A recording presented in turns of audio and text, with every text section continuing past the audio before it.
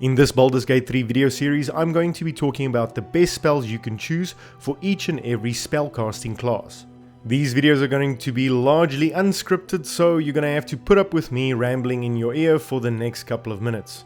Now with that out of the way, let's get nerdy. The Sorcerer, like the Rogue from the first video, is a spontaneous caster, meaning that you're presented with a couple of options at each and every level up, and you're pretty much stuck with that spell that you've chosen until you next level up. So again, knowing what spells are available at what level, and which spells maybe fall off in power at certain levels, is fairly important, so that you can choose the correct spells from the get-go, as well as swap out spells as they start to decrease in value. So at character creation, the Sorcerer can choose 4 cantrips and has 13 options to choose from. There are a number of very cool options here depending on the way that you want to play personally. I kind of see the Sorcerer like the classic blaster type of character that's standing in the background, maybe behind the front line, and just raining down absolute destruction on your enemies. Now for this specific Sorcerer, because I chose the Elf class and specifically the High Elf variant, I've automatically gotten Firebolt as a cantrip without needing to choose it. Firebolt's obviously going to be very useful, having that go-to damage cantrip once you run out of spell slot, so you can still be useful to a certain degree. Nonetheless, for my 4 cantrips, I'm going to be going with Bone Chill, Ray of Frost, Shocking Grasp, and Friends. Each one of these cantrips outside of Friends, which is obviously more a social interaction type of cantrip, serve a dual purpose. Bone Chill, for example, is going to be quite useful if you're fighting enemies that can heal themselves or that go down and then pop right back up because they're able to heal, and that's going to stop them from doing that. As well as if you're being swarmed by undead, you can pop one of those off against one that is within melee range of you, and they will have disadvantage on attacks against you. Similarly, Ray of Frost also has a secondary effect which reduces the movement speed of the target. And again, Shocking Grasp, just if you're in melee range again and you're trying to get away, if you land this then and you try and run away, then when you exit their threatened area, that enemy can't take their reaction, which means they can't take an opportunity attack against you. And of course, Friends, outside of combat, social interactions pretty much advantage on all of your rolls without any side effect or any repercussions for casting that. Right then into level 1 spells. We have 18 different spells to choose from, and we can only select 2 at character creation.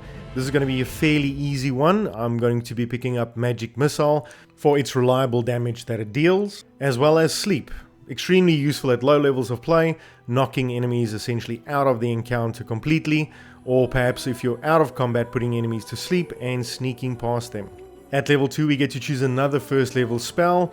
This is going to be a fairly easy one. I'm just going to pick up Shield, which is going to be extremely useful for survivability, having a fairly hittable character, as well as for the levels after this as soon as we start tallying up a number of concentration spells, and to make sure that those spell effects stay in play.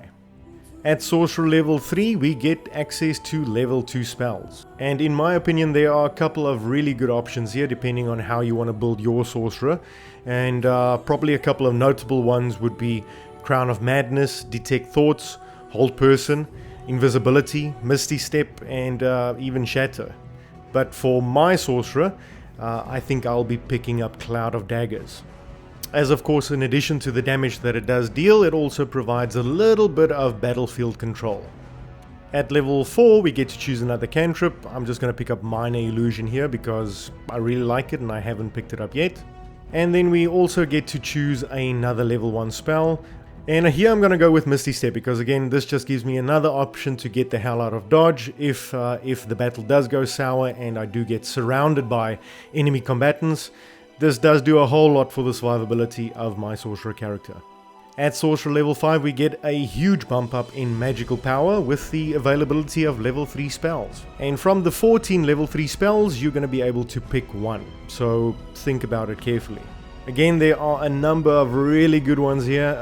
It's really difficult to choose, but most notably, in my opinion, I'll probably say it would be between Counterspell, Fireball, Hypnotic Pattern, Lightning Bolt, and Haste. And you probably know which one I'm going to be choosing if you've played BG3 for any amount of time, and that's probably the best spell in the game period, no matter what level, and that's going to be Haste.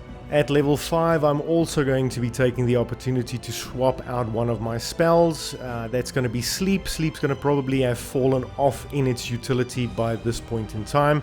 It doesn't particularly upcast extremely well, so I'm going to take this chance and get rid of it and pick up Fireball. At level 6 we can pick up another leveled spell. I'm going to go with Counterspell personally, just to give a little bit of magical defense against enemy spellcasters. With Sorcerer level 7 comes level 4 spells. A number of great options here. The most notable ones in my opinion are Banishment, Greater Invisibility, Polymorph, Ice Storm, maybe even Dimension Door, it's alright. But truly the one that fits the best with my Sorcerer class fantasy, as well as being extremely effective, is going to be Wall of Fire. And that's the one I'm going to be choosing. At Sorcerer level 8, I'm going to go with another level 4 spell. That's going to be Banishment, of course removing an enemy completely for 2 turns, fairly reliably based on the Charisma save. And not to forget, if you picked up the Twin Spell Meta Magic, then you can yeet 2 targets out of existence for a whole 2 turns, and that is really significant. Right, so then, Sorcerer level 9 gives us level 5 spells. And unfortunately there's not a huge amount that excites me at this level, maybe with the exception of 2 spells, being Telekinesis and ultimately the one I'm going to be choosing, which is Hold Monster. At level 10, for the reasons that I just explained, I'm actually going to go down a level and pick up Greater Invisibility. Greater Invisibility obviously has some great uses both in and outside of combat, so it does provide the Sorcerer with a little bit more options. At character level 11, we can pick up level 6 spells, the highest spells in BG3, and it was a little bit of a back and forth between Chain Lightning and Disintegrate, but for level 11 I finally decided to go with Chain Lightning, just because I think I would be able to reliably manipulate the battlefield or maneuver in such a way that I could land on 2 or more enemies when casting it. And at level 12 I'm going to pick up my final level 6 spell, and that's going to be Eye Bite. And it's probably not the best option out of all of them. In fact, you're actually better off upcasting some of the lower level spells using your higher spell slot, but hey, I just love the theme of the spell itself. And that's going to be it for this one. Thank you so much for watching. I hope you enjoyed it or got something useful out of it at least. If you did, please remember to leave me a like. If you've liked a couple of videos by now, please consider subscribing to the channel. And I truly hope to see you again soon.